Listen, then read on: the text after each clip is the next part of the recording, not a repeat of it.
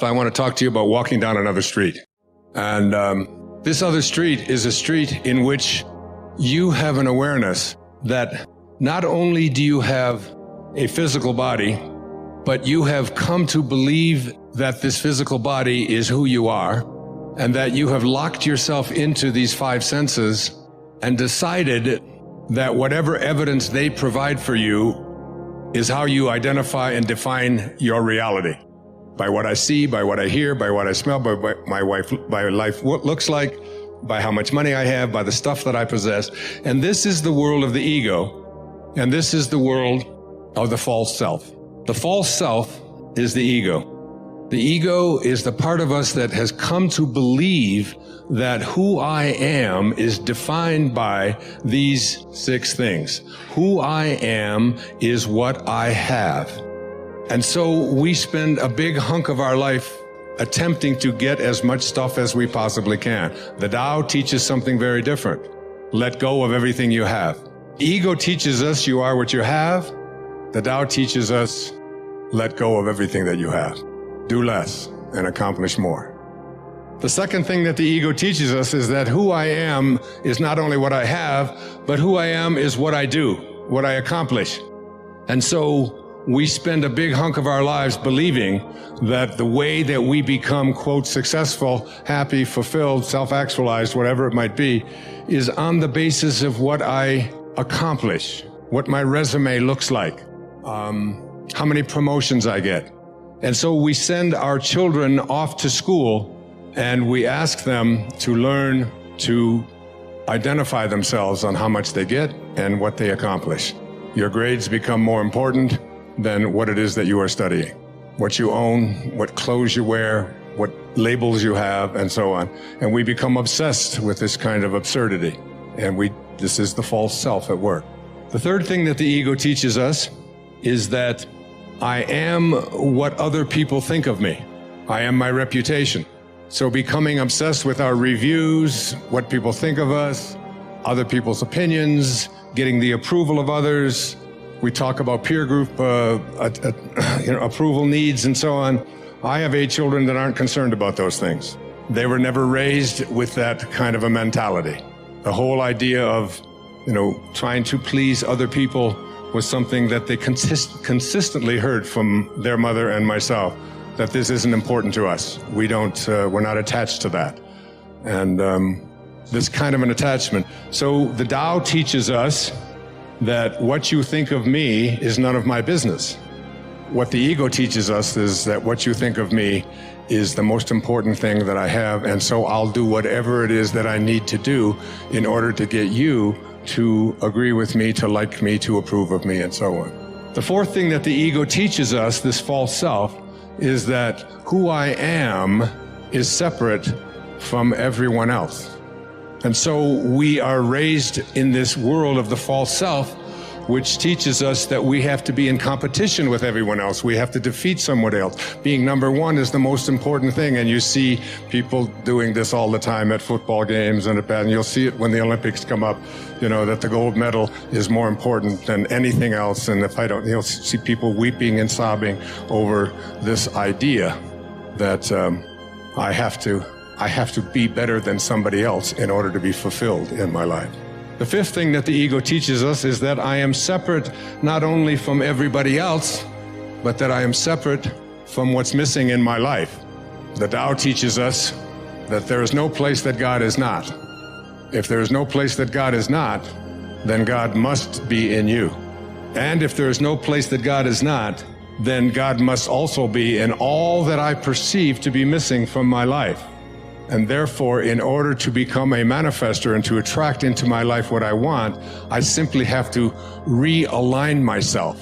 I have to rejoin. I have to yoga myself to God.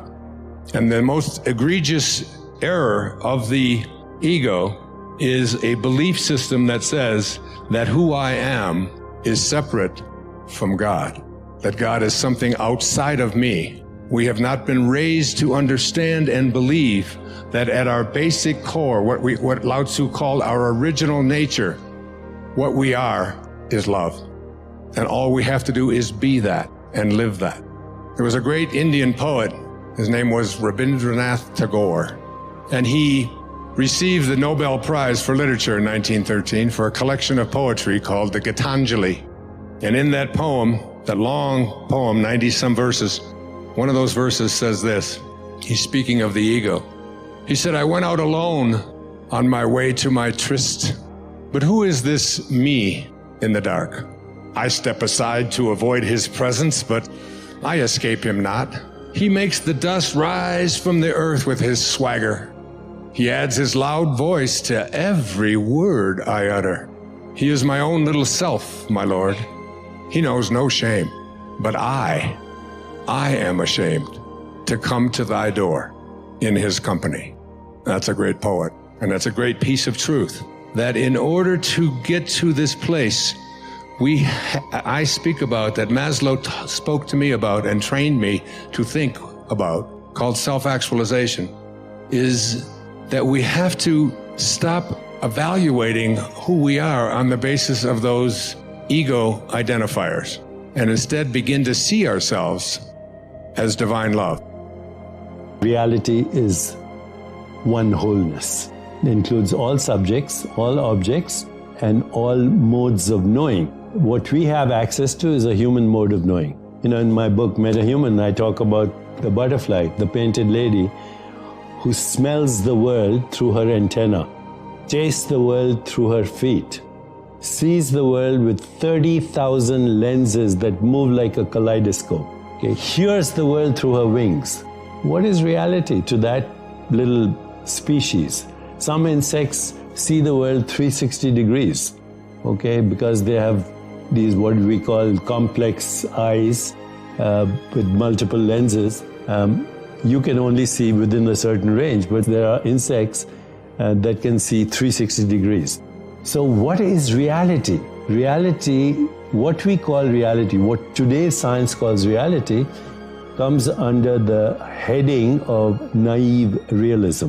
Einstein was a naive realist. And I'm not saying this in a derogatory fashion. It's a word in the science of philosophy.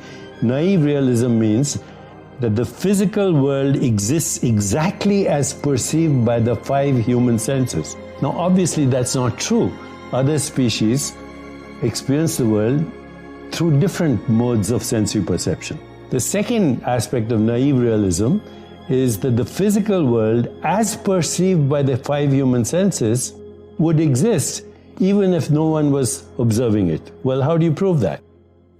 And firstly, it's naive because we know that the world is more than what is perceived by the 5 human senses. So this leads us to a solution actually of the hard problem of consciousness, which is get rid of the idea that the world is physical. What we call of the world as physical, even your physical body, is a perceptual activity. And that perceptual activity for you and me is a human perceptual activity through human consciousness, not through bat consciousness, not through mosquito consciousness, not through plant consciousness, which would fit in with panpsychism.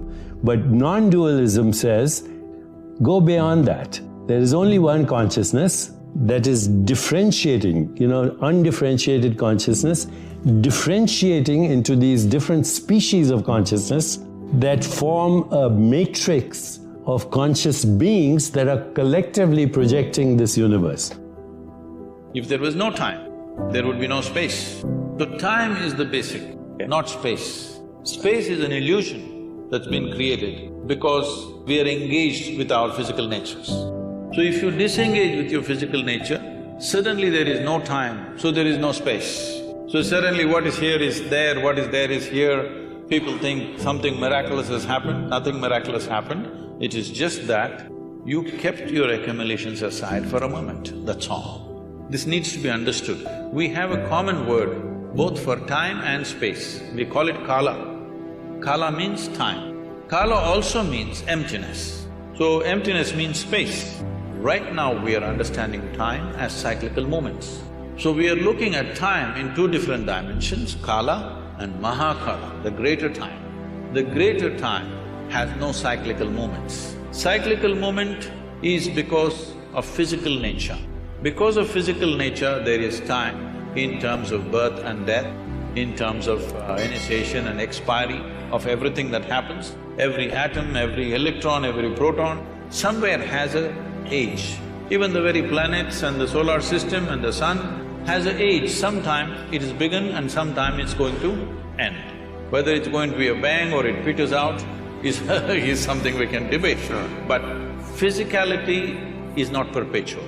It begins and ends. Because of that, we are looking at time in that sense.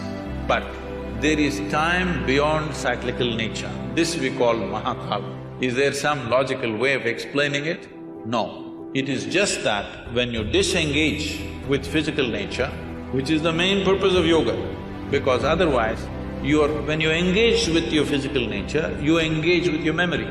Your body is just memory, variety of memory. It is functioning in a particular way only because of memory. So when we disengage with physical form, we are disengaging with memory absolutely. When you disengage with memory, suddenly there is no past, present and future, so there is no time. Because there is no time, there is no space, there is no distance, there is no possibility of this.